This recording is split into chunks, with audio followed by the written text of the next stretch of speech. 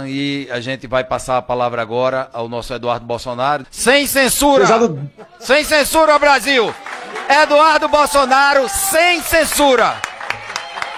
Obrigado, deputado Meira, satisfação. Queria estar aí com vocês. Glória a Deus, a soberba e a arrogância dos nossos inimigos. Esse foi o tempo em que eu tive a tranquilidade e a oportunidade de focar na minha vida em uma única pauta, que era trazer justiça contra o maior violador de direitos humanos, eu me arrisco a dizer, da história do Brasil.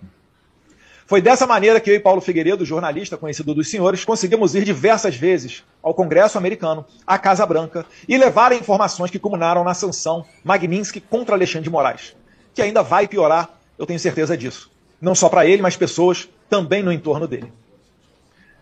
Depois de eu anunciar a minha estada aqui, 2 meses após isso, o cientista americano Corey Mills, da Flórida, perguntou ao secretário Marco Rubio, numa audiência do Congresso Nacional Americano, se haveria a chance de sancionar Alexandre de Moraes. E Marco Rubio disse que sim.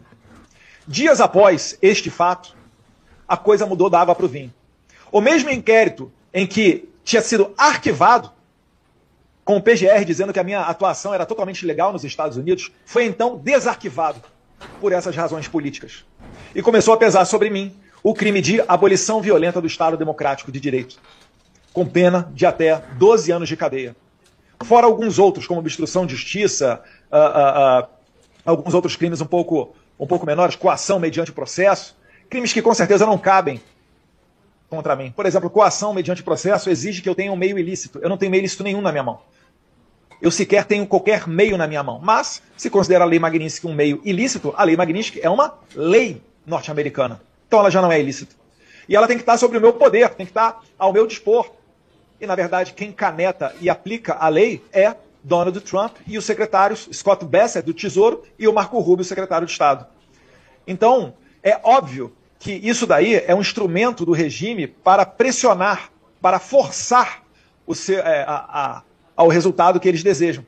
Como eles não conseguiram fazer com que nós parássemos, então, como todo o regime, foram para cima de Jair Bolsonaro, que é o meu pai. É a mesma coisa que acontece com os médicos cubanos.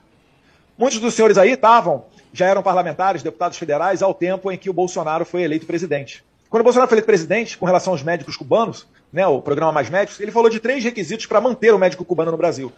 Pagamento integral do salário no Brasil, um exame revalida para provar que são médicos, né, para provar que não são espiões ou qualquer outra coisa. E, por último, trazer a sua família de Cuba para o Brasil, porque já era de conhecimento nosso que era uma estratégia do regime ameaçar os familiares que ficam como reféns lá na maior ilha de escravocrata do mundo. E assim Alexandre de Moraes está fazendo.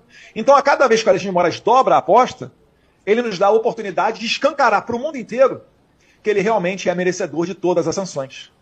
E não se enganem, né, não fiquem surpresos, na verdade, se isso for levado para a Europa, que é o próximo passo. Eu sei que Alexandre de Moraes, nesse momento, deve estar pensando, né, jogando junto com a Interpol, hoje liderada por um brasileiro, para tentar fazer a minha apreensão. Mas também a gente tem aqui bons aliados do nosso lado para evitar qualquer tipo de empreitada nesse sentido. E finalizo dizendo que cada vez mais ele vai jogando os... Como o último, por exemplo, que é o crime de incitar invasão, né, incitar a autoridade internacional a invadir o Brasil ou a atos de guerra. Quando eu falo isso aqui nos Estados Unidos para as autoridades, que eu estou sendo processado no Brasil por conta disso, as pessoas dão risada. É notório que a gente não praticou nenhum crime desse. A gente já viu, né, político aí para cadeia por conta de problemas com corrupção, desvios, dinheiro público, etc. Golpe de Estado certamente não é o caso do Jair Bolsonaro. E isso daí fica muito claro, finalizando, presidente, quando você vê que o Trump tem colocado adiante, não só a lei Magnitsky contra o Moraes, mas recentemente, agora, 2, 3 dias atrás, uma nova carta do FDC dá conta, né, a Comissão de Comércio americana, dando conta de que os países que forem contra, né, os países que servirem suporte para o aparato de censura, serão não somente tarifados, mas correrão o risco de terem embargados chips americanos, né, semicondutores, para este país. Ou seja, o Brasil está flertando com ditaduras, está flertando com a perseguição, está normalizando esse tipo de conduta que acontece em países como Cuba, Venezuela e Irã, e vai sofrer as consequências disso.